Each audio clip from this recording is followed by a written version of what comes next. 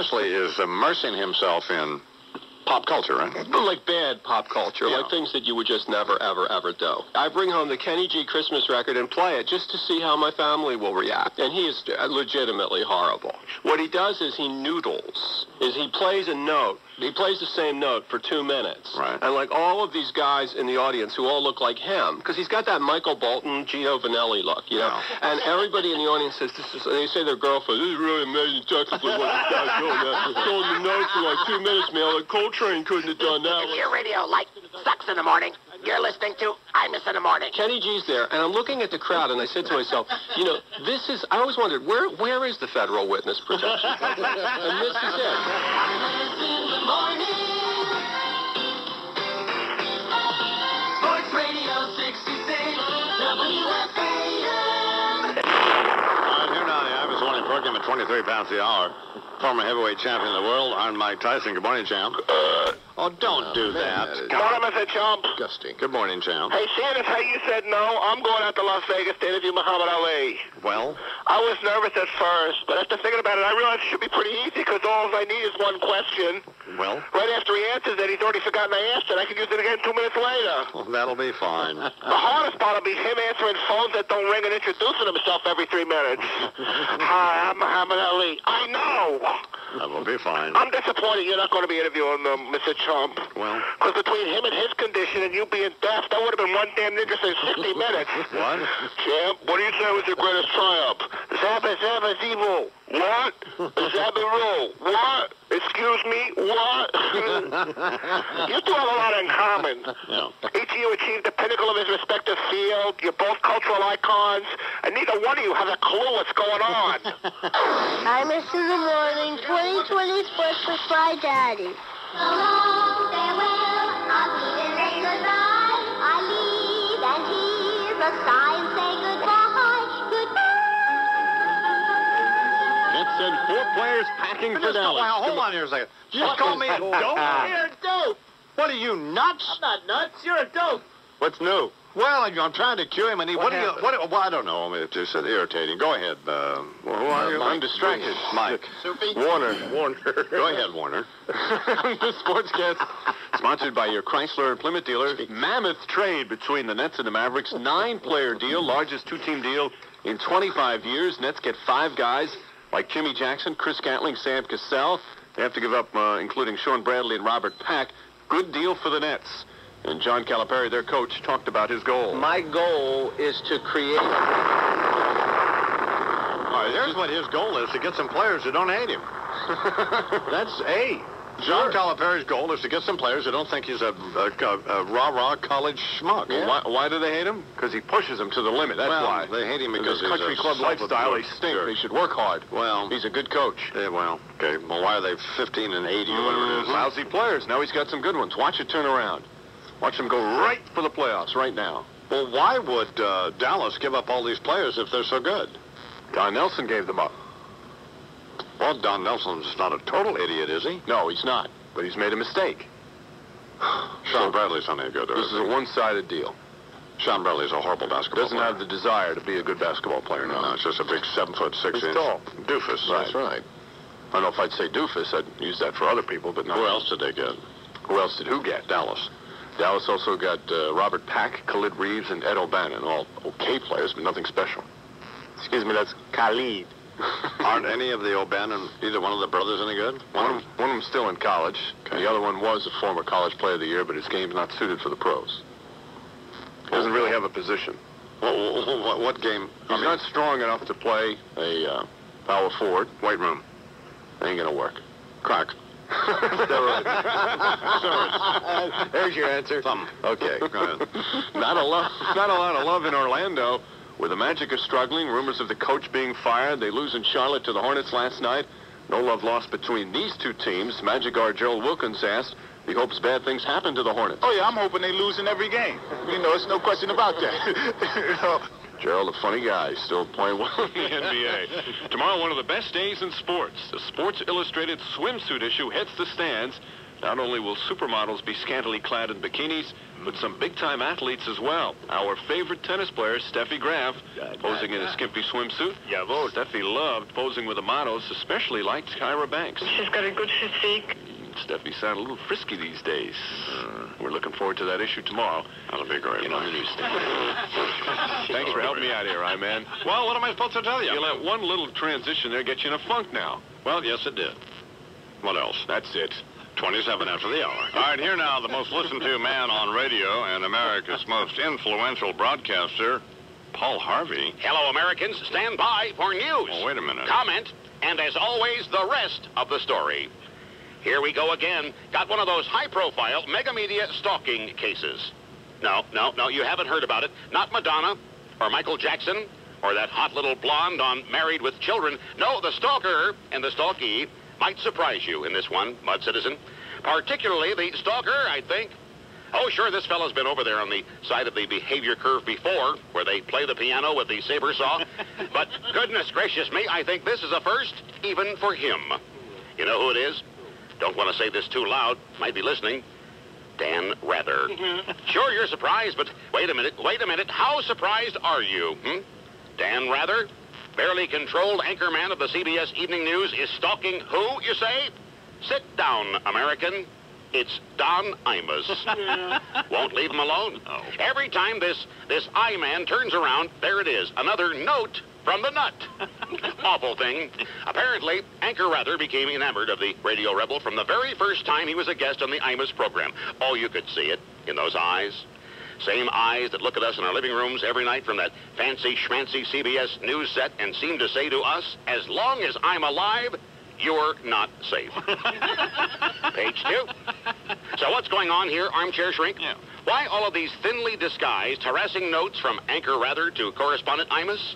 Professing admiration, respect, and what's this, even affection? Penis envy. No, you heard me right. Penis envy, professional level. Simple to see, simple to explain. Anchor Rather and the CBS Evening News are being beaten to an O.J. pulp by Tommy Brokaw and his nightly Demosthenes debacle on NBC, and by Peter Jennings' prejudice musings at ABC. Yeah. Oh, that used to stand for American Broadcasting Company. Right. Changed it. Now ABC, adoring Bill Clinton. Page 3, Right. and the conclusion of this chapter. Good. Yes, penis envy, because, well, Upstart Imus's is bigger than Senior Anchor Rather's. Audience rating, that is. Yeah. But you know the way these boys are. It's still penis envy, isn't it, Measurement Maven? Oh, got a tip about what the I-Man bought his wife Deirdre for Valentine's Day. First edition copy of The Little Prince. Guess they were out of the autobiographical big hole. Paul Harvey, good day. Now, this is a book you'd like, Eileen. Because you're kind of interested in journalism, aren't you? Yeah. It's good because there are incidents in Dan Rather's life that have become the stuff of legend. You know, that whole confrontation with George Bush in the aftermath of that. Do you remember that, Eileen? Yes, a little bit. Do you remember George Bush? Yes, Bernard. Well, Bernard, leave her alone. If your radio sounds funny in the morning, you're listening to Imus in the Are morning. you willing to answer any of these questions, Bernard? Why, certainly, I may. Okay. How often have you had sex in the past year? Let me give you the categories. A few times, 2 to 3 times a week, 4 or more times a week. What should it be? Do you mean with my wife?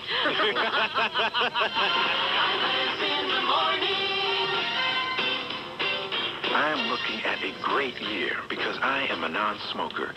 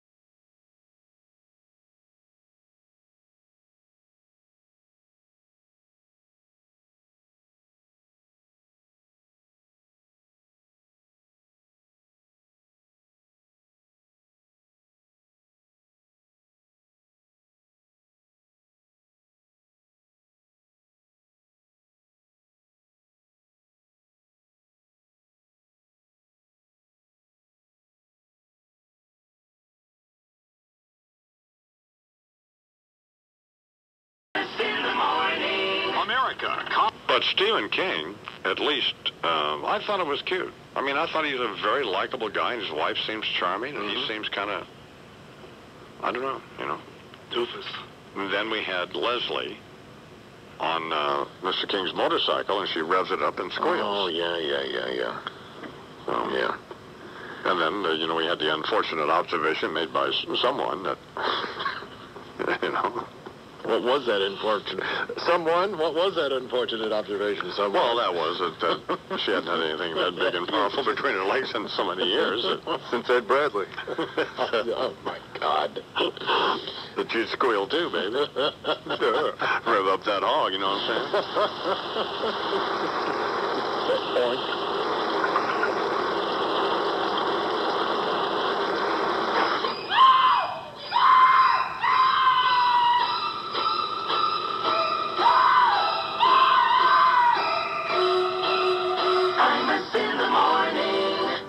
For you, ask what you can do for your country.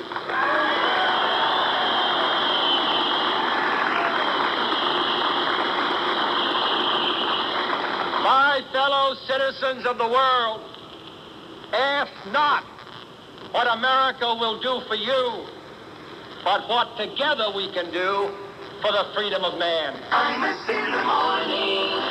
Copyright 1997, Infinity Broadcasting. All rights reserved. Imus in the Morning is a presentation of WFAN and Westwood One Entertainment. Whatever the hell that means. This concludes the entertainment and revenue-generating portion of your broadcast day.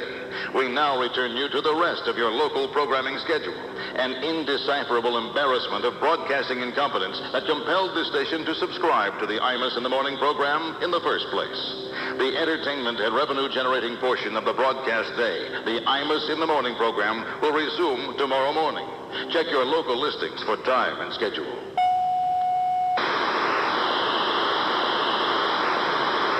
Sports scores and sports news, it's WFAN 2020 Sports. At the top of the hour, 20 past the hour, and 20 before the hour. That's 2020 Sports all day, every day on the Fan. Sports Radio 66, WFAN New York. WFAN 2020 Sports. Exactly 10 o'clock. Good morning. This is Mike Breen. How you doing, baby? How are things with the trees and the bushes and all that? They're great. You don't have any spider mites on your plants or anything, do you? You mean those little red things? Yeah. Yeah, how do you get rid of them? Well, you pee on them. Well, our gardener, Kevin. Yeah. One thing I don't want Kevin to do is to take his penis out on my terrace, because once he gets it out, I don't know if you could ever get him to put it back. If your radio sounds funny in the morning, you're listening to Imus in the morning. Let me just ask you this, Deirdre. What? Don't you think that potentially could prove to be unfortunate if Kevin were to take his penis out on our terrace? I mean... Yeah, boy, you might lose your wife there. I don't think so. That's not where this is going to go.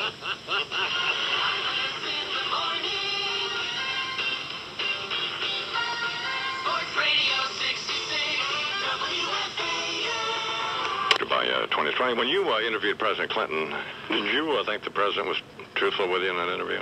If you can find something that he hasn't been asked to death, he's truthful. When you asked him about the McDougalls and then he was not truthful. He gave a fundraiser for me. I only knew him slightly or something. Well, that's not true at all. I mean, they spent hours and hours and hours together. If your radio sounds funny in the morning, you're listening to Imus in the morning. Like gushing over Barbara Walters. I mean, I liked her. What do you want me to do? Stupid 10 fascinating people list. Tom Cruise and Rosie O'Donnell. Give me a break. It's a television program. What are you supposed to do? You got to come up with 10 people. You pick those 10. Who's the 10th? Pauly Shore? Well, we don't know. How about the guy that shot Tupac or something? Well, Paula Jones. Let's be creative here. Of course, as we all learned, the champ was Bill Clinton. Sports Radio 66, WFAN. On headline issues of the day, from the hood, Imus in Washington, Snoop Doggy Dog. I think it's about time for me to hit these against upside their head with some of that West Coast gangster shit. You just can't indict me. Ain't nobody like me. Other rappers may cite me, but they can all bite me like cock-a-doodle to the little egg. I ain't chicken when I'm hopping on your leg.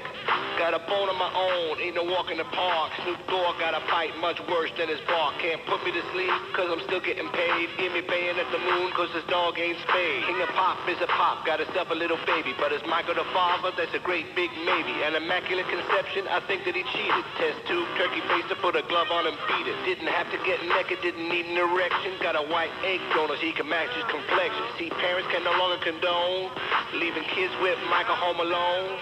With the monkey as a chaperone.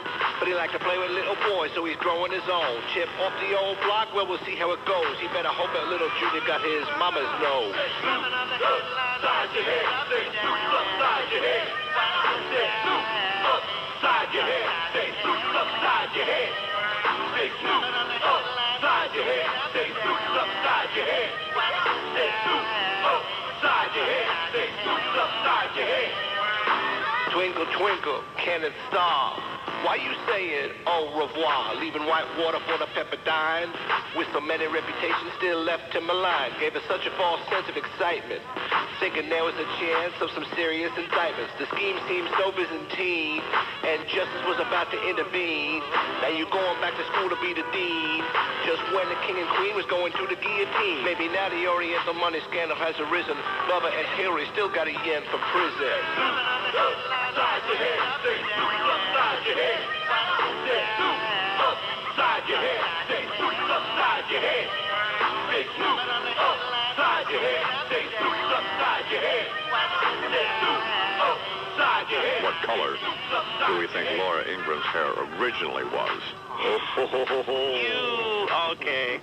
The gloves are off, my friend. The gloves are off. And here she is now from MSNBC and CBS News, Laura Ingram. Good morning, Miss Ingram. How are you? Well, I'm the honesty police here today, and I understand that Bernard only has 100 of your many millions of dollars in his pocket right now. Yeah. And you said that you would give him $100 for every time that Jack Kemp had said the Niagara Falls line. Yes. So Okay. where's the $1,700, rich man? Your radio sounds funny in the morning. You're listening to Imus in the morning. Fine, I will pay off for every mention that you guys produce. So you say, and I heard the skunk reference, too, earlier, okay? And now I know why you liked Bill Clinton so much in 1992. You both aren't good for your word. Imus in the morning. Sports Radio 66, WFAN. I miss in the morning, 2020 Sports with my daddy. Out to Starks. Starks to Houston. He'll shoot a three. He won't get it. Rebound Starks. He waits. He puts up a three, but it's too late. Oh, no. Oh! They count it. And the Knicks win in dramatic fashion. Good morning. Mike Brainwood Sports. Al McCoy, the call on KTAR in Phoenix. John Starks, a three-pointer at the buzzer, counted. The Knicks beat the Suns at the Garden 95-94. Patrick Ewing summed up the win this way. We got the win. We didn't play well again tonight, but we did what we had to do to get the win. And that's 6 wins in a row for the Knicks. But they're not the NBA's hottest team, my man. That's the Miami Heat. 10 straight wins after drubbing the Sixers in Philly, making for a disappointed Philly forward, Jerry Stackhouse. Everything just fell apart. Like everybody was, like it was time for us to lose. And until we, get away from that mentality of playing not to lose instead of playing to win, then we're going to have nights like this. Hey, baby. Welcome to my house, Stackhouse. Yeah, this is Jerry Stackhouse with a message of love. Message of losing again. Maybe the sneakers was loose. Maybe if he would concentrate more on practicing. Instead of making stupid rap records. I think he's got a better career in the rap records.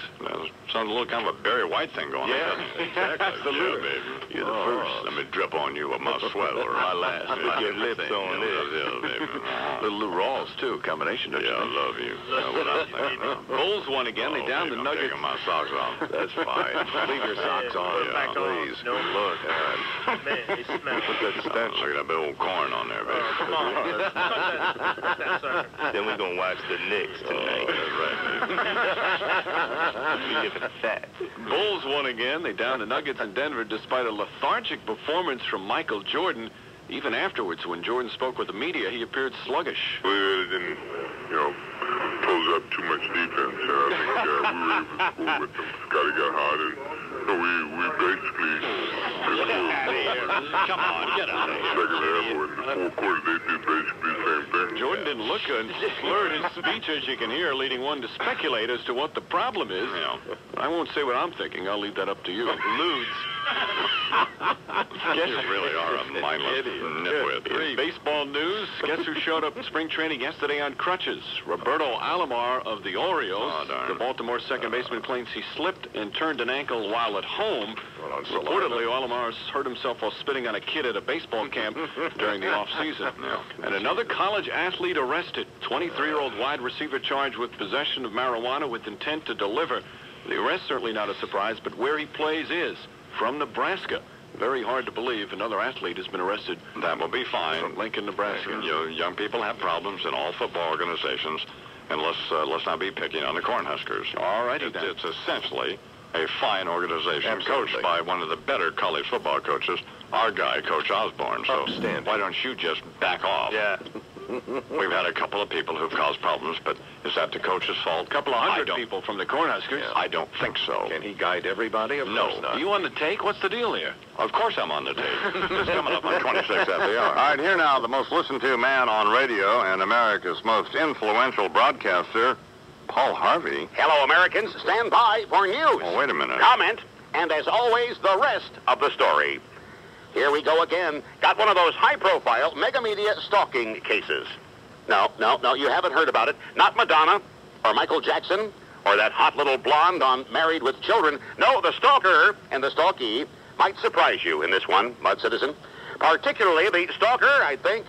Oh, sure, this fellow's been over there on the side of the behavior curve before, where they play the piano with the saber saw.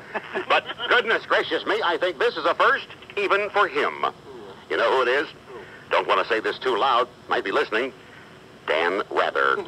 Sure, you're surprised, but wait a minute. How surprised are you? Dan Rather, barely controlled anchorman of the CBS Evening News, is stalking who, you say? Sit down, American. It's Don Imus. Won't leave him alone. No. Every time this I-man turns around, there it is. Another note from the nut. Awful thing. Apparently, Anchor Rather became enamored of the radio rebel from the very first time he was a guest on the Imus program. Oh, you could see it in those eyes. Same eyes that look at us in our living rooms every night from that fancy schmancy CBS news set and seem to say to us, as long as I'm alive, you're not safe. Page 2. So what's going on here, armchair shrink? Yeah. Why all of these thinly disguised, harassing notes from Anchor Rather to correspondent Imus? Professing admiration, respect, and what's this? Even affection? Penis envy. No, you heard me right. Penis envy, professional level.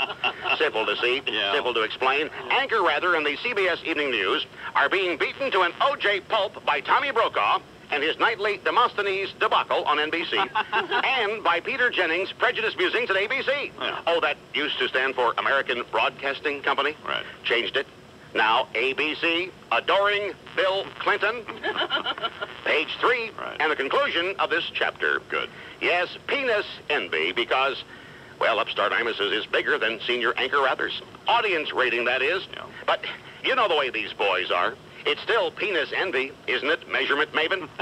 Oh, got a tip about what the I-Man bought his wife Deirdre for Valentine's Day. First edition copy of The Little Prince. Guess they were out of the autobiographical big hole. Paul Harvey, good day. Mama, he's crazy. Crazy over me. In my life is where he said always wants to be. I've never been so loved. He beats all I've ever seen. Mama, he's crazy. He's crazy over me. Imus in the morning. Catherine Jenkins. I'm Lauren McNichol for the Bell Atlantic Non-X Mobile Plant Highway Patrol. Imus in the morning, 2020 sports, with another man who's been thrown out of our nation's capital on his ass, Warner Wolf. Well, it made me sick to see the Knicks come back and beat the Lakers. in double overtime, and it must have made Bernard. Did you watch the game? Oh, I did, yes. Yeah, it just made me sick. So Sure. Yeah. But then the Lakers they don't have Shaq. There you go. So it was a nightmare. And Robert Horry was out. I was listening. Yeah, Robert Horry was out, and I was listening to the game on KLAC there in Los Angeles. Yeah. And Breen did the game, of course, on WFAN in New York, but I was unable to hear his version of it. But that means he's on the road with the Knicks. And Warner Wolf is here. Good morning, Warner. Good morning, Hi-Man. NBA last night, as you just pointed out, the Knicks blew a 10-point lead with just 3 minutes left in regulation. The Lakers' Eldon Campbell, who had a career-high 40, missed a layup, ending the first overtime. And then Patrick Ewing took over in the second overtime, and the Knicks beat the Lakers 127-121. Here's Knicks play-by-play man, Mike Breen. Starks down low Ewing. Ewing across the lane, runs underneath, running shot, banks it in, and a foul! Patrick Ewing with a chance for a three-point play. Ewing 10 in the overtime, 34 for the game, 25 rebounds. Allen Houston had 29. Shaquille O'Neal did not miss a foul shot. Well, he didn't play, Warner.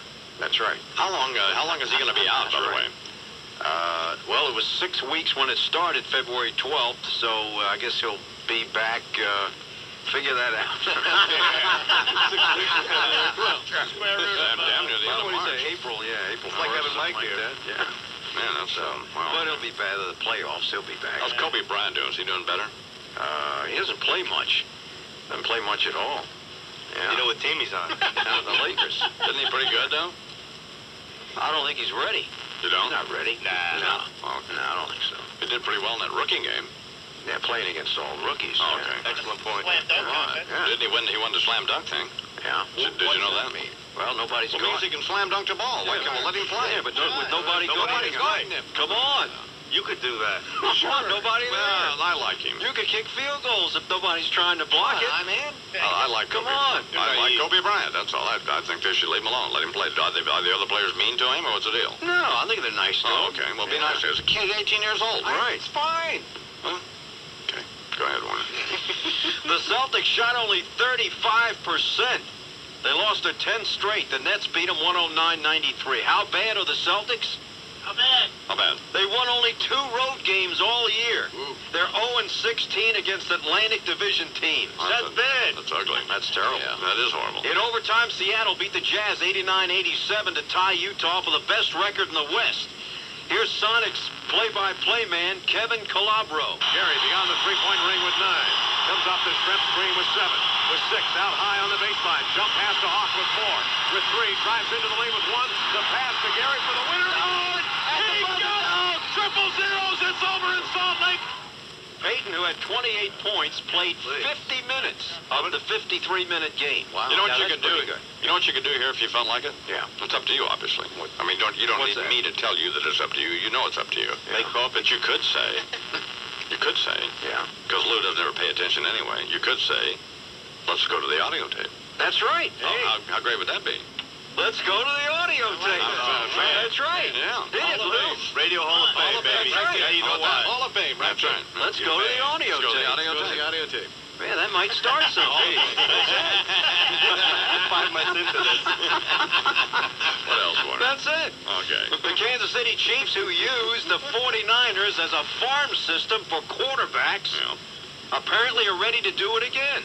First, it was Steve DeBerg. Yeah. Then they got Joe Montana. Sure. 2 years ago, they got Steve Bono. Right. And now it appears Elvis Gerbach will sign this week. Unbelievable. Yeah. Spring training, talk about new faces. It's wacky. There's the no-name Pirates have traded or cut 7 of the 9 opening day regulars from last year. Says Pirate catcher Jason Kendall, one of the 2 guys still around. We've got guys walking around training camps with hats on backwards saying I was 10-10 in Lynchburg. Who cares? Shut up and get your job done. That's the way you earn respect. Absolutely. That's it.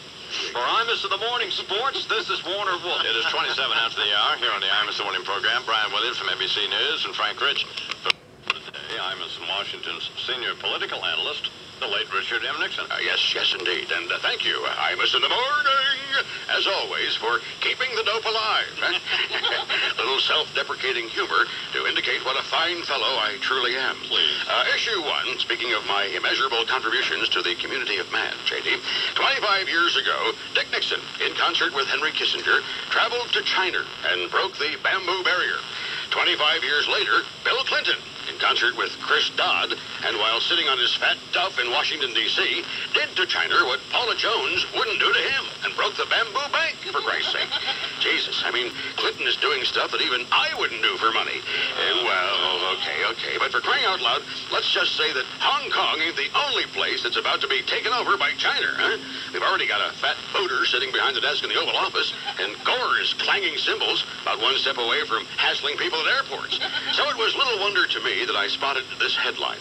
Deng's death won't alter ties with China. Well, hell no it won't. They've got a joint banking account with the Democratic National Committee. So Madeleine Albright was surprised to find out that there are Jews in her family tree. But neither she nor anybody else is going to be surprised to find Chiang Kai-shek and Confucius hanging out of Bill Clinton's.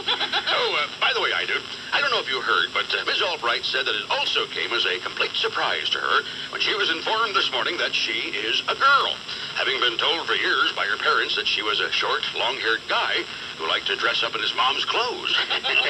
Just tell it like it is, Madam Secretary. Give me a break. Back, if I may, to that great humanitarian Deng for just a moment. First world leader ever, I-man, whose place of interment has been prepared not with the traditional backhoe, but with the non-traditional, but more appropriate, pooper scooper. Thought the little turd would never die. Well, that's it, Dono. Our look through the Dick Scope this morning. The view, that of Dick Nixon, a man who just wishes that he'd had sense enough to get on that chow mein train back there when he himself was the President of the United States. Ladies and gentlemen, Kinky Friedman. I do have a new cause right now that I'm involved with. It's to save Soviet Jews and win valuable prizes, if possible. What I'm encouraging everybody to do is send your circumcisions to me, to Kinky Friedman, care of Country Blue. And I'm going to wrap the little boogers up, and I'm going to send them over to Russia, and they're going to plant them over there, and they're going to grow little dictators.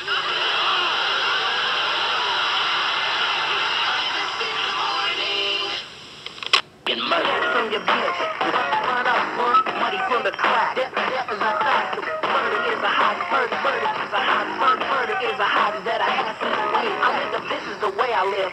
Pain and torture. Believe in life. Sex, money, and imus in the morning. Program, my fat friend Russ Limbaugh. Good morning, Russ. Dong, dong, dong, dong, dong. Dong chopping is gone. Dong, dong, dong, dong. Yes, my friends, one down, 1,199,999,999 left to go. One more inscrutable, slant-eyed dog-eater in the minus column. One less Oriental to throw money at the Democratic Party. Interesting how the little tyrant is being remembered by the international political glitterati, isn't it? Bubba, saddened, calling the dim-sum dork an extraordinary figure on the world stage over the past 2 decades. Lord knows I'm a fan of martial force, but ordering a tank to bear down on a little unarmed Chinaman doesn't exactly require an extraordinary figure.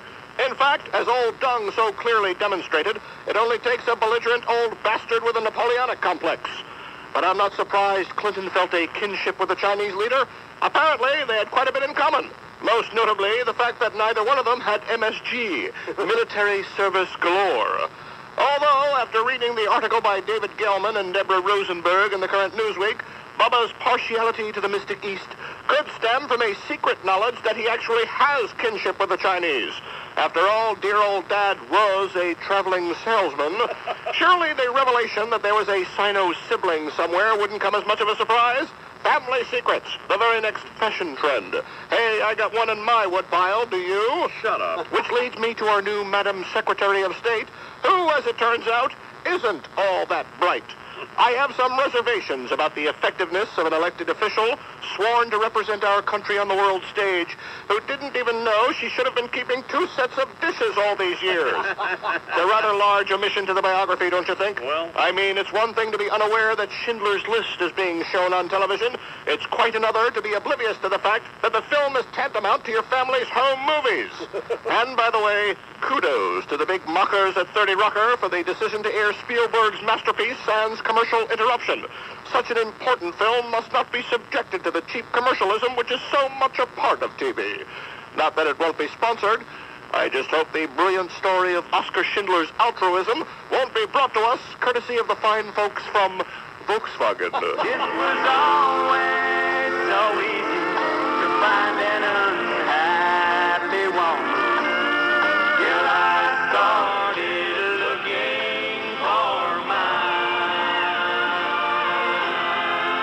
Imus in the morning. Hey, America. And the most listened to man on the radio, Paul Harvey. Hello, Americans. Stand by for news. And as always, the rest of the story. Say, you want to play Whatever Happened To with me? Sure. You won't need your thinking cap for this one, because here it comes at you, slow floater the size of a malignant matzo ball. Whatever happened to Dr. Henry Kissinger? Yeah. Answer, sadly, nothing. Oh, do you remember him? Hank, Yeah. dunce of a diplomat, globe-trotting, Nixon-kneeling bimbo bopper? With that voice like dragging roofing nails down a blackboard? Right. Ah, now you've got it. Sick as we all are of him, barf bag buddy, he's still out there. Every time something global occurs, the vultures of histrionics who perch on the news assignment desks of our world send every Stone Phillips sap who cowers before them off to get a word from Henry Kissinger. Well, who cares? Sadat's gone. Reagan's gone. Why, oh, why, Henry, aren't you? Page 2. Yeah. Here's what happened now, Flashpoint pal. Deng Xiaoping, China lad, Marlboro mutt. Yeah. Well, he died, finally. And reporters, like your knee responding to that little rubber doctor's mallet, caromed off to see what Henry Kissinger thought. Well, this was it. That in Deng Xiaoping's passing, mankind had lost a great reformer.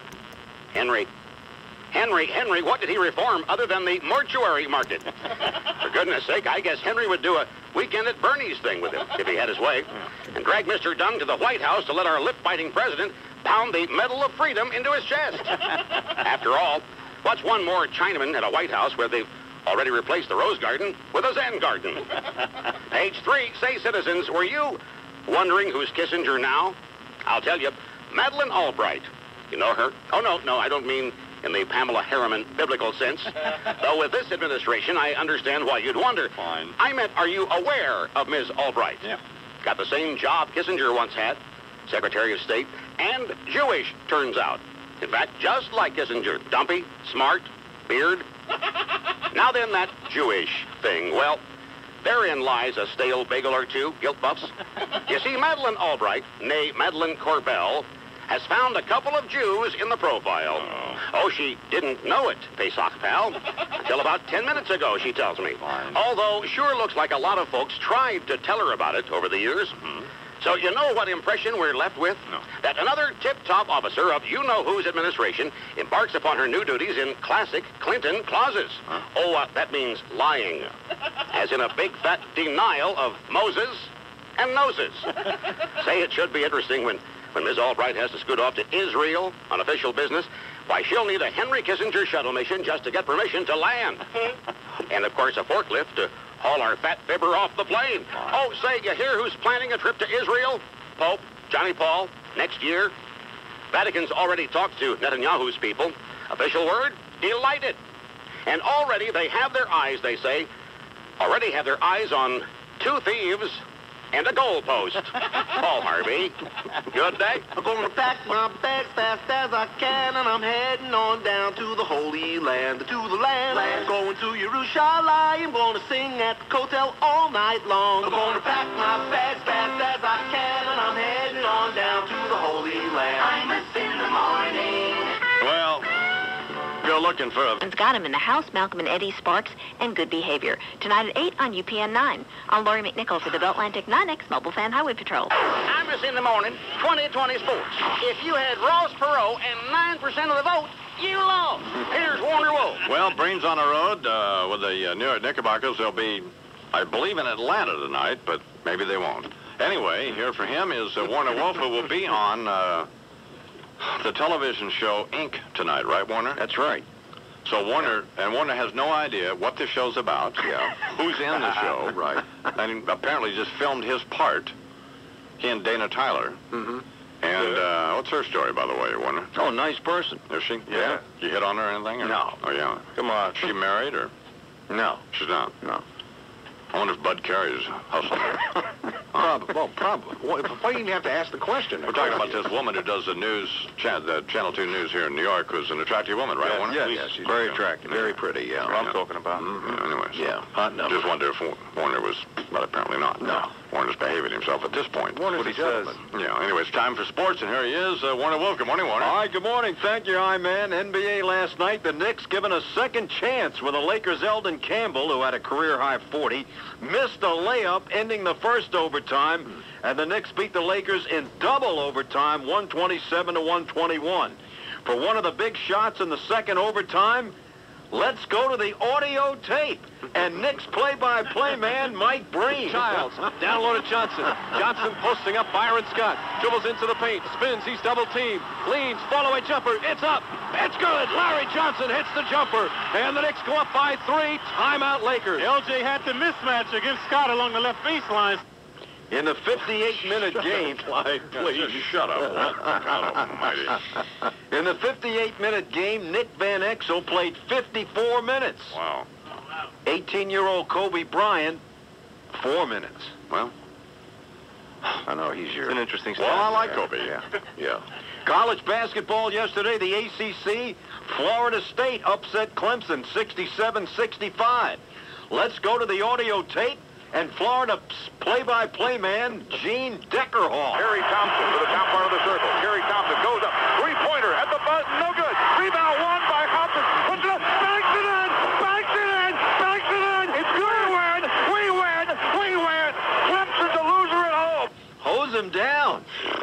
Times must be rough for the Kansas City Royals. Yesterday, while pitching batting practice, Royals schedule opening day pitcher Kevin Appier developed a blister on his big right toe and had to be helped off the field. Oh, come on. That's right. What caused the blister on Apier's big toe? Yeah. There was a hole in his sock. A hole in his sock. Come on. Come on. This is the major leagues. Get a seamstress. Get these guys some equipment. Come on. There's no holes in socks in baseball. I mean, what is that? Come on. And finally, why can't the Kansas City Chiefs get their own quarterback? Well, the Chiefs, who have used the 49ers as a quarterback farm system, apparently will sign another one this week.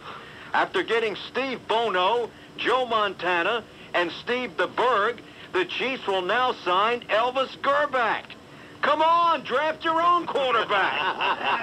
For Imus in the Morning Sports, this is Warner Wolf. R-E-S-P-E-C-T, find out what it means to me. R-E-S-P-E-C-T, T-K-T-C-T.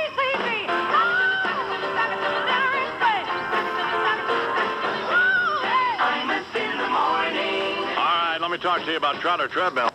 Okay, here's Warner Wolf. Frank's still on the road. Warner's here. Good morning, Warner. All right, good morning, I-Man. According to the Washington Post, Riddick Bowe was thrown out of the Marines. What? Come on, get him out of here. And that he did not leave voluntarily. Said Marine Corps Major Rick Long, there were occasions when Bowe was asked to perform his duties, but he refused to train.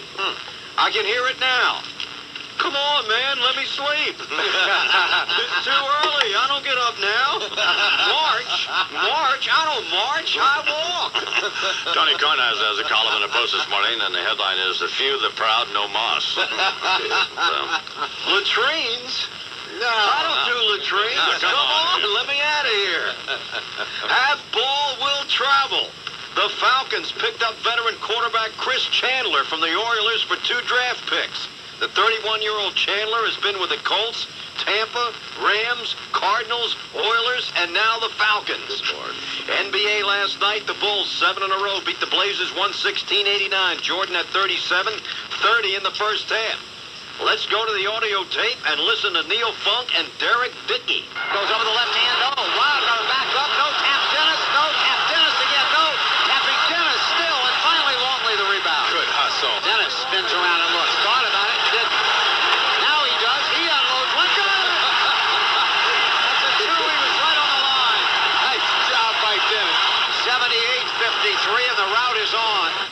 Dennis Rodman with 2 of his 4 points. Yeah, what's that all about? Who cares? Exactly. Hawks beat the Warriors 106-100. Charlotte over the Spurs by 12. And Orlando beats the Pistons by 9. Talk about home court advantage. Temple University played their last game in 3,900-seat McGonigal Hall last night, beating Fordham.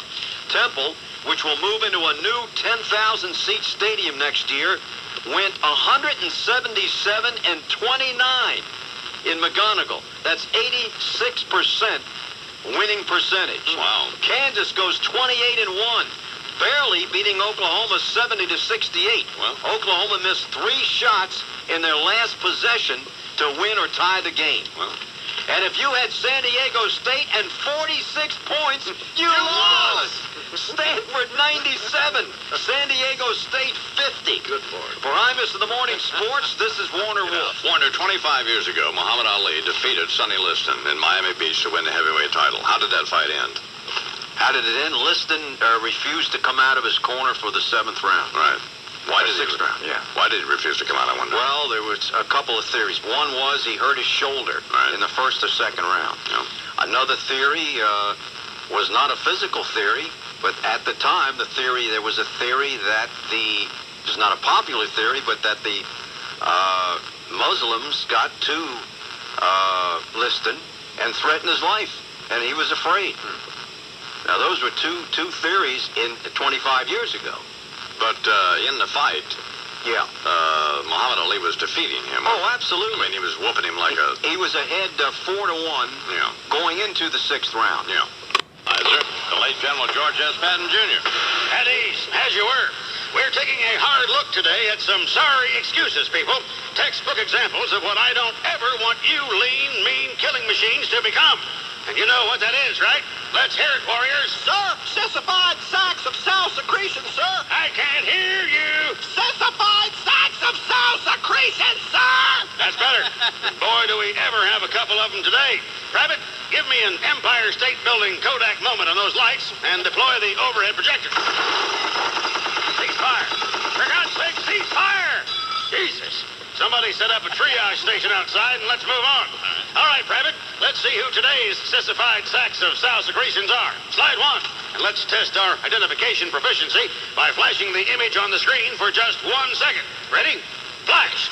All right, who was that sissified sack of sow secretion? Soldier? Sir, that's Riddick Bowe, the boxer, sir. Fine cognitive skills, young man. That was indeed Bowe, Riddick, fighter, prize, champion, world, and now champion wuss. An example of what you get when you dump 300 pounds of Double Dutch chocolate jello into an Al Sharpton jumpsuit and lace a pair of boxing gloves on it. A big, overgrown windbag that's all robe and no ring.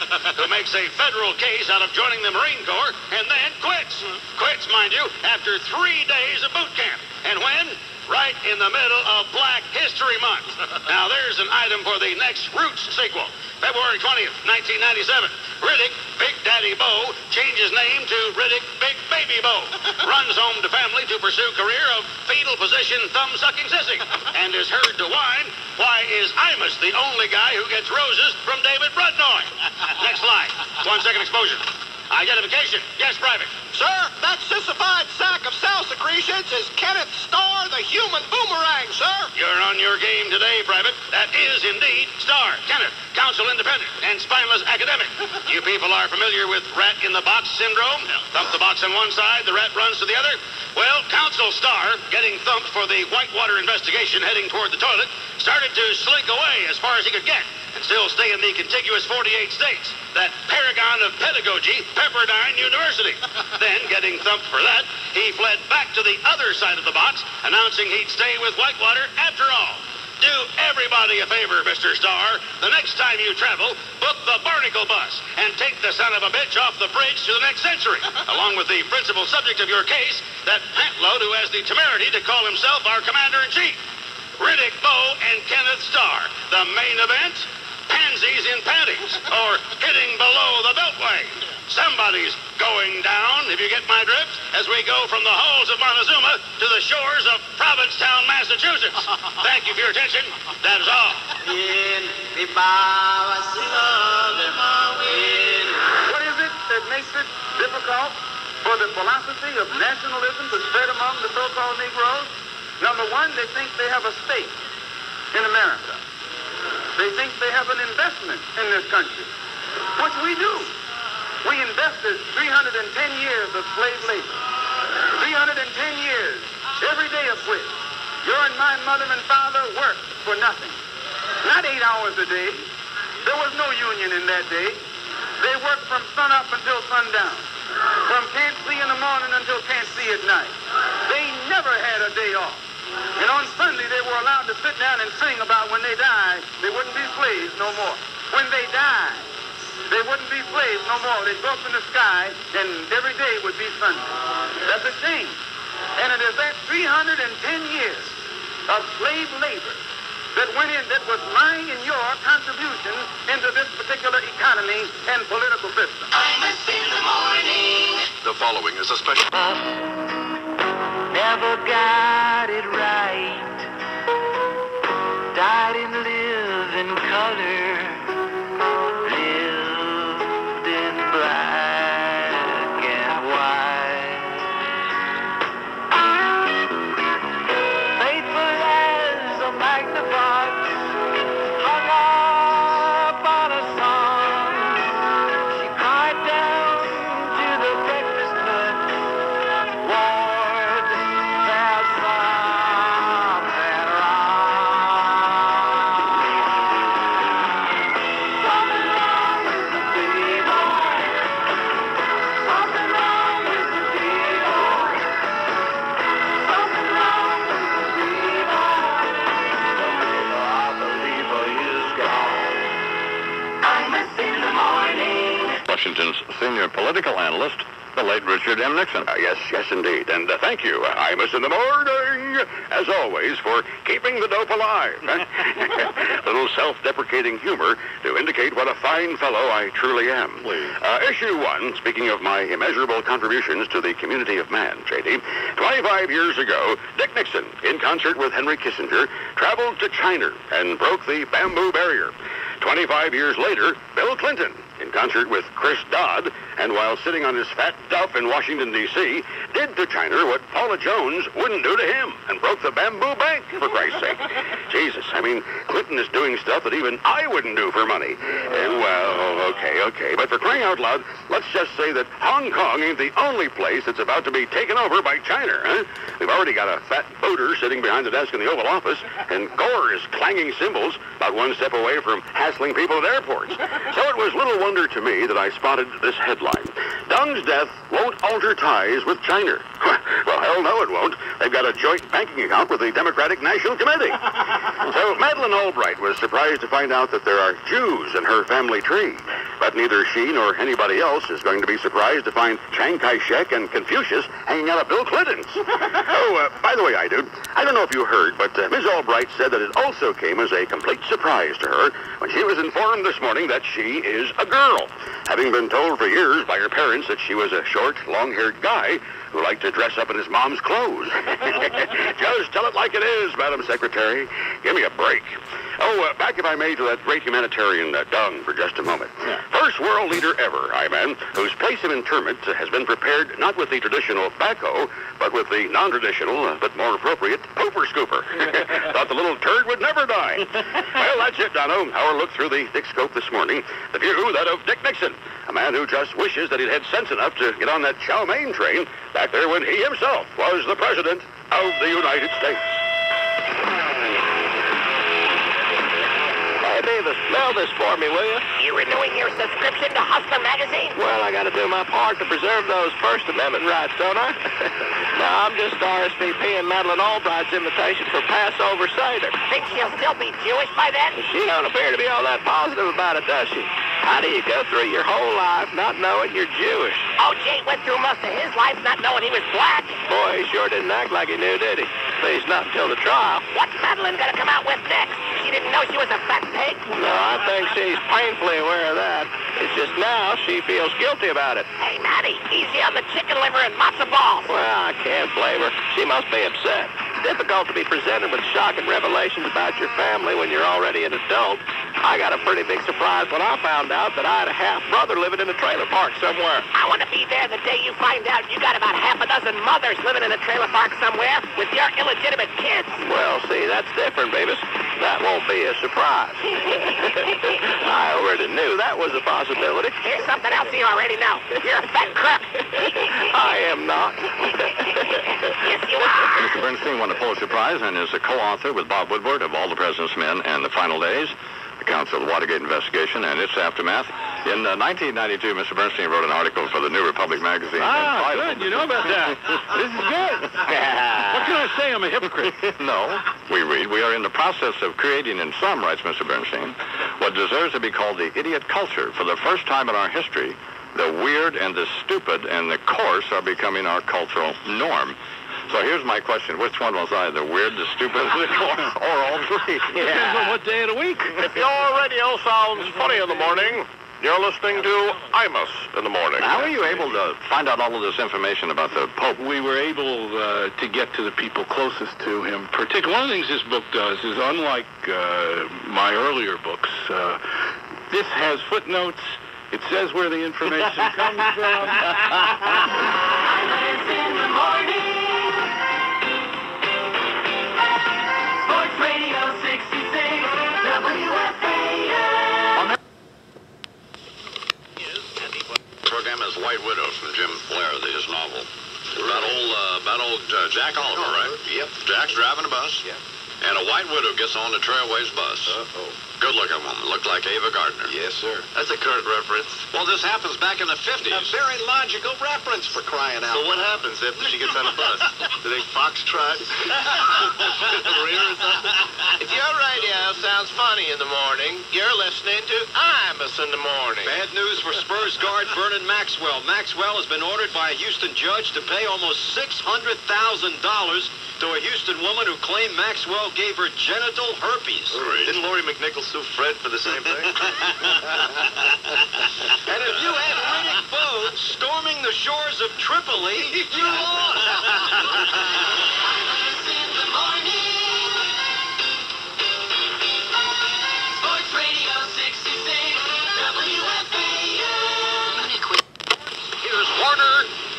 Well, Breen's still on a roll with the Knicks, and Warner is here. Good morning, Warner. All right, good morning, man. NBA in Salt Lake last night. The Knicks down by 18 in the third quarter. Came back, went ahead of the Jazz 93-92 in the fourth quarter, but then lost to the Jazz 110-99. Here's Knicks play-by-play man Mike Breen. Stocked it on the left wing. Up top to Malone. Down low. Wants to tag. Catches. Head fake. Puts it up. Banks it in. And a foul. Then the Jazz go up by 8 with 1:42 remaining. Malone had 33 points. Stockton and Hornacek went 21 for 21 at the foul line. Wow. Perfect. Taking lessons from Shaquille O'Neal. Yeah. In one of the lowest scoring games in NBA history, Seattle beat Cleveland 72-66. That's not a third period score. They're not still playing. That's a final. 72-66. What's up on that? Come on. Since Sonic's Hersey Hawkins after the game, things were so bad, I was surprised to see people still in the stands. Break up the Nets. The Nets made it 2 in a row. For only the second time all year, beating the Kings 97-90. Rockets over the Lakers 100-96. Play-by-play man Gene Peterson. Sir Charles coming up the left side. Looks to Maloney. All the way to the hole. Slammed on Sir Charles. He saw the gate open and the Rockets lead it by 10. 26 for Barkley. The bad news in this game, Rockets guard Brent Price tore a knee ligament out for the year. Oh, man. Yeah. The Clippers beat the Sixers 98-93. Allen Iverson a big night, missing 12 out of 18 from the field and 4 out of 5 from the foul line. The future is now. Now. The New Jersey Devils, in a Youth for Experience deal, sent 22-year-old Steve Sullivan, 23-year-old Jason Smith, and 19-year-old junior forward to the Leafs in return for Doug Gilmour and Dave Ellett, who are 66 years old between them. And finally, Giants Barry Bonds, who signed a contract for $11.5 million per year last week, tripped and fell down a flight of stairs in his rented home in Scottsdale yesterday, hurting his hip. An MRI exam was unconclusive. No truth to the rumor that Bonds was trying to carry his money in cash when he fell down the stairs. Yeah. For Imus in the Morning Sports, this is Warner Wolf. You can see Warner on Channel 2 every day at 5, 6, and 11 o'clock here in New York. Or if you have the DirecTV satellite and it's picking up WCBS out of New York, then you can see him on that. So, or you can just move to New York or Connecticut or Jersey and watch Warner. He's on at 5, 6, and 11, as I said, 28 after the hour here on the Imus in the Morning program. And Charles has more news. What else going on, Chuck? Well, a little bit more in Lawrenceburg, Tennessee. Talk on Watergate in 73. Actor and member of the GOP.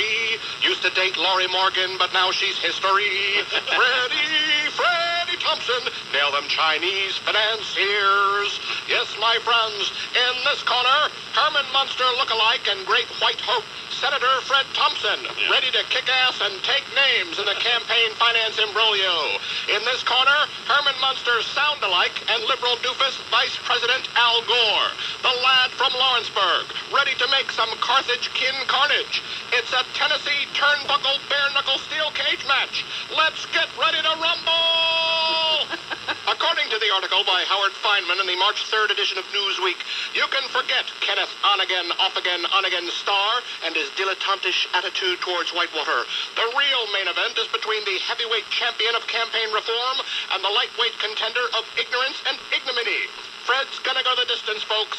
My prediction, Thompson by unanimous decision in 2000. Gore is going down. And not in the manner his immediate superior is so fond of. That'll be fine. You think Riddick Bowe with his satin trunks on that first fateful day of basic training, that's nothing compared to the monsoon that must be raging in Al Gore's shorts? Because Al knows that Fred's got the number of the Chinese takeout cash joint John Huang delivered for, and if the moo shoe fits.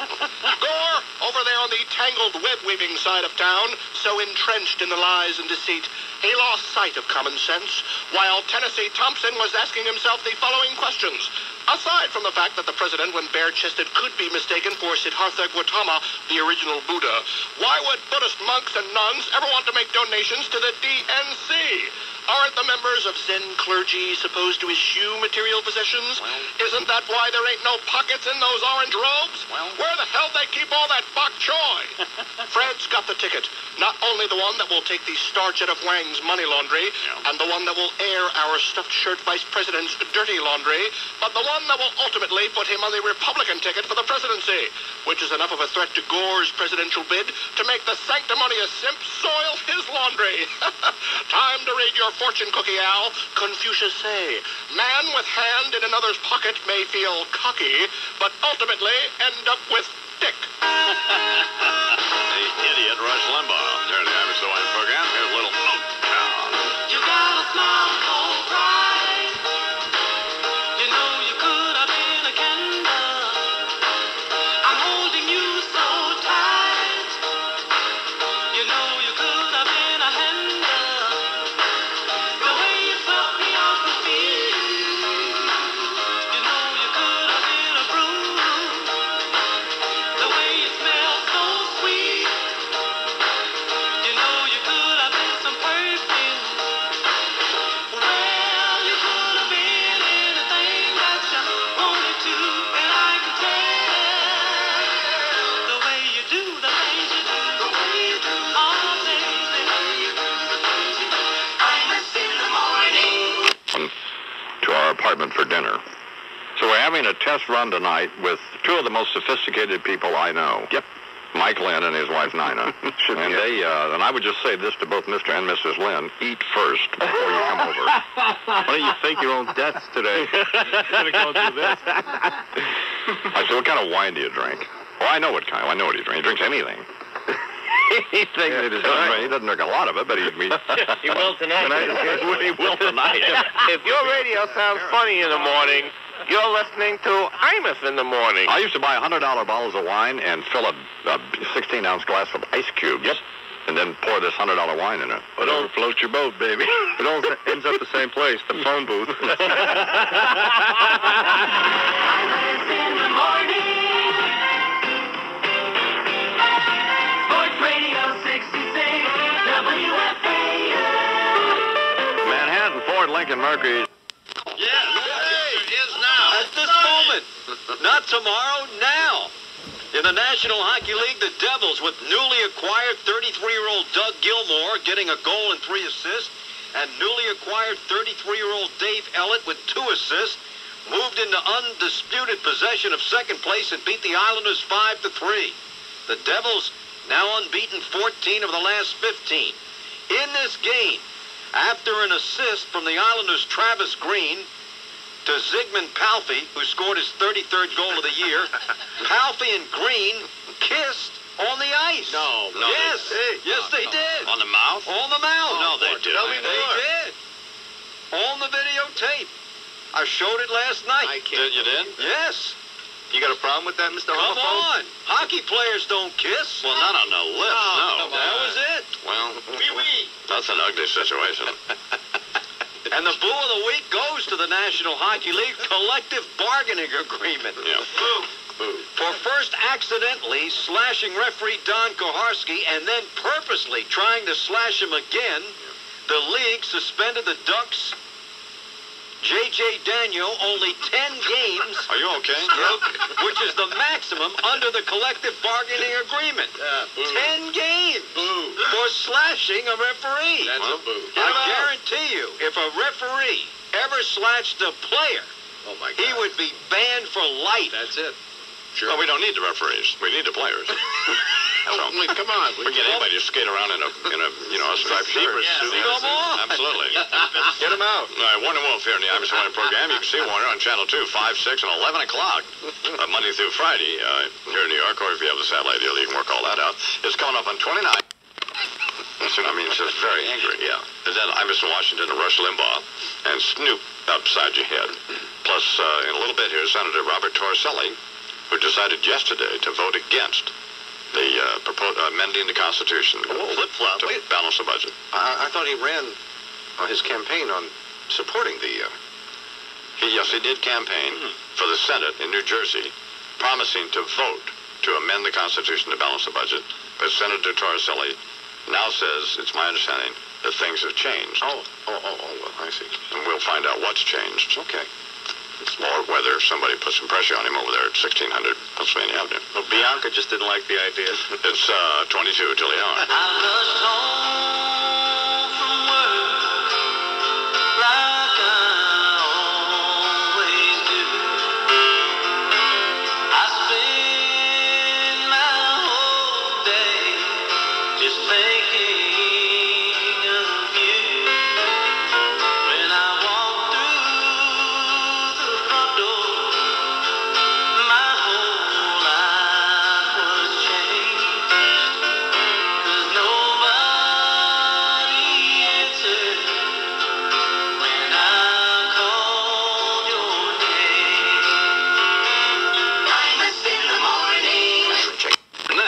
Shallow attempt to turn another's misfortune to his own advantage, America's political nutlog, billionaire industrialist H. Ross Perot. Larry, he's a fat, lying, hick-goober liar.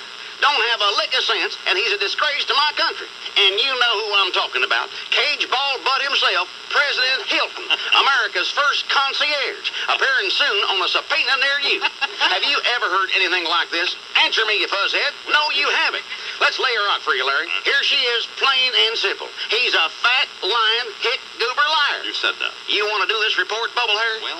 President Hilton blamed this whole mess on innocent errors by overzealous aides and put himself above it all. And what turns out?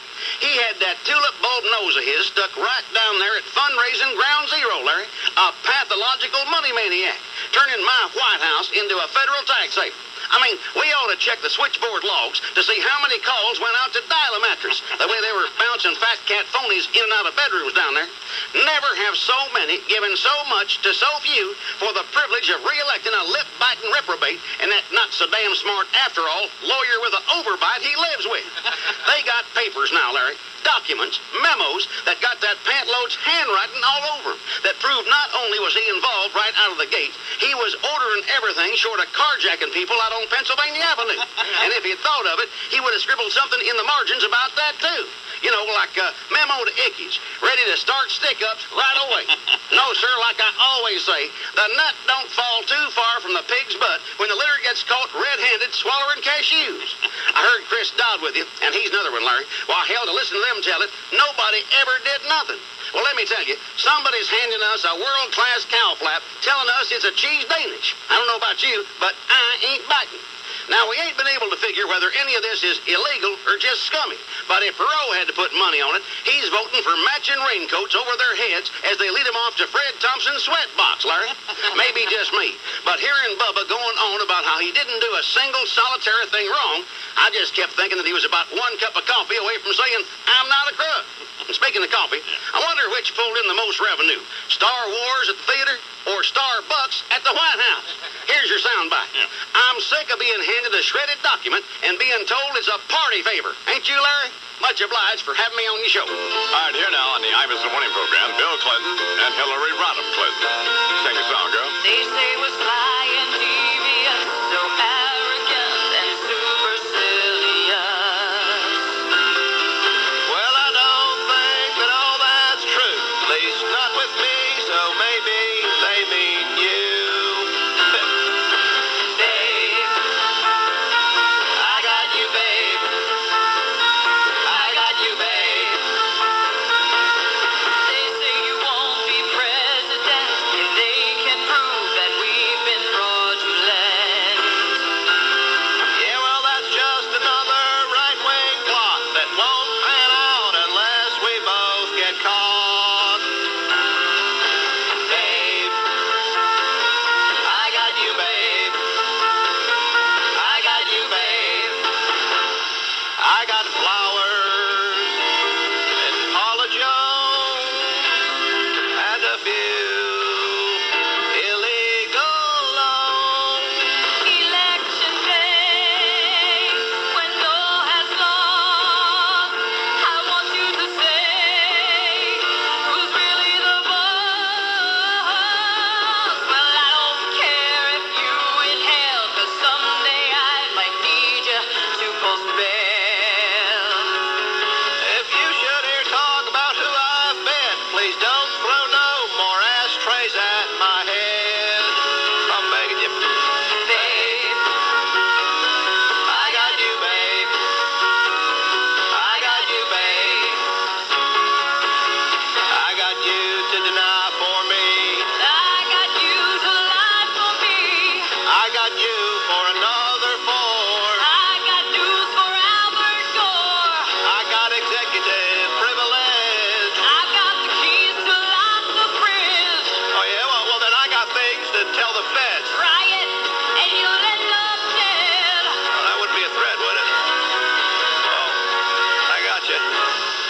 I got you, babe. Well, actually, I got a few babes. I got a few babes. Work with Nanny. Work with Nanny. Ooh-wee. Work with Nanny. Work with Nanny. Work with Nanny. Let's get it while the getting is good. Imus in the morning. A lot of people do some spots. Warner will be here, and then we'll talk to Senator Torres. Hello, Tom Bodett here for Motel Hicks. Next time you're in town, visiting the monuments, historic spots where somebody signed something or did something to somebody, Motel Hicks can give you all the opportunity to be part of history yourself. Just come on by, clear the guard gate. All it takes is a healthy and happy money clip, and say hi to the friendly fella who's the President of the United States and chief proprietor of Motel Hicks. You tell him which of the half-dozen theme rooms you'd like to kick back in. He'll tell you how much you gotta kick back. And shoot, before you can say Vince Foster dirt nap, you'll be taking your own nap, but the kind that's got a future. Right where old Abe Lincoln never slept, but by God, everybody else has. Go ahead on in. Sheets may not be clean, but I'll lay you 5-1 they're cleaner than anything else about the Motel Hicks operation. Well, you'll get a free meal from the Motel Hicks mess, laundered towels, free phone calls, bragging to syndicated disc jockeys about where you're calling from, and oh yeah, you won't get a mint on your pillow from the staff. you got to leave a mint on the pillow for the staff. Just pick a number between 50 and 100,000. This is Tom Bodette saying Motel Hicks will be grateful, so come on by. Don't get too close to the cannon, and we'll leave the plate out for you. When I was in England, I experimented with marijuana and fantasy, and I didn't like it. And didn't inhale, and never tried it again.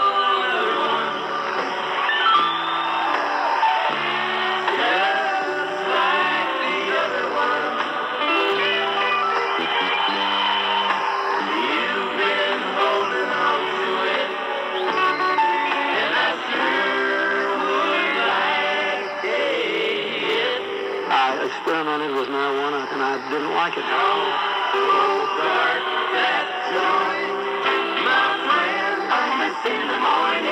Hello again, it's The President of the United States, Bill Clinton, and welcome to the Hotel Pennsylvania. Not too far from the Beltway, in the heart of D.C., lies the white pillar dwelling of Hillary and me.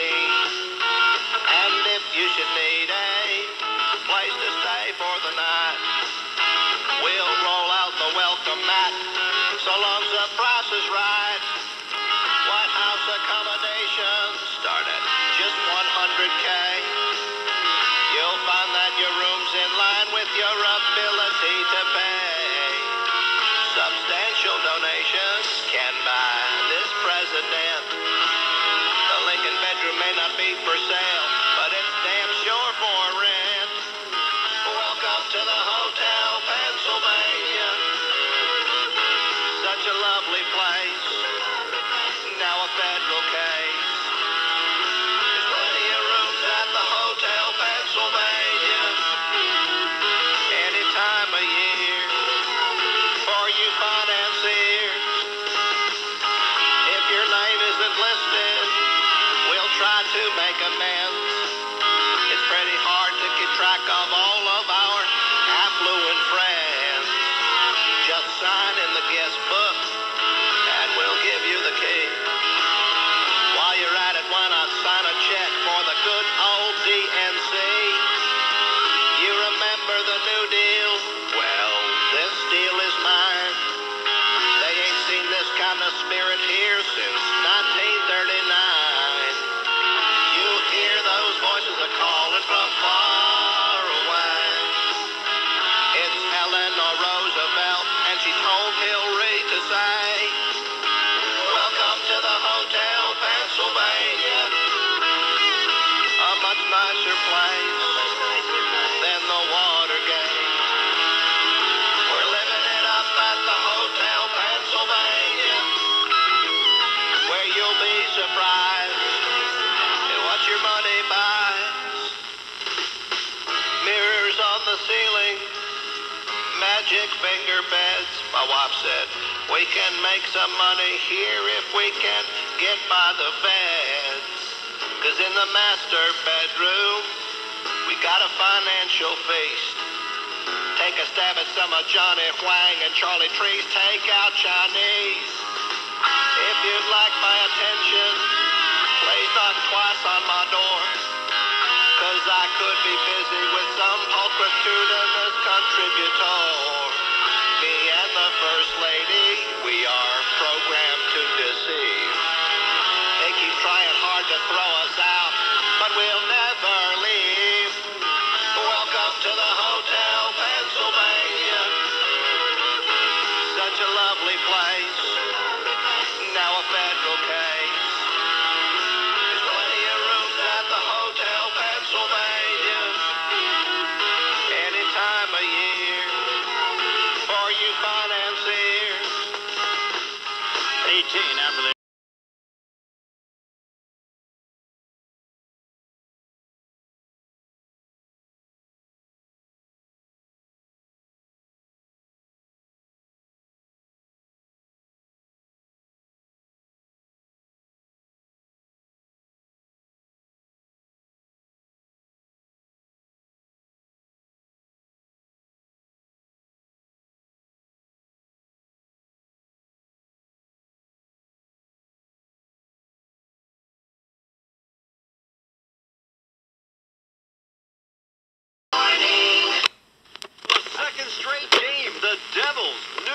33-year-olds helped New Jersey beat the Sabres 4-1. Oh, man. The most exciting play in hockey, the penalty shot. Here comes McLean, picks up the puck at center, moves it over the line, and Hasek shoots, scores! John McLean scores! The Devils clear the bench, and New Jersey on a McLean penalty shot, just 1:39 in, take a 1-0 lead. Paul Harvey. Great. Play-by-play. NBA last night in a rarity. Michael Jordan missed at the buzzer. And the Bulls lost to Cleveland 73-70. Loser. Play-by-play man Joe Tate. Jordan to the left wing, the three in the air, in and out, rebound, grabbed by Brandon. Game's over. Half wins. The Cavaliers have defeated the Chicago Bulls 73-70 here at the Gun. Hallelujah. After the game, Jordan talked about his missed shot. One of those games where your mom told you.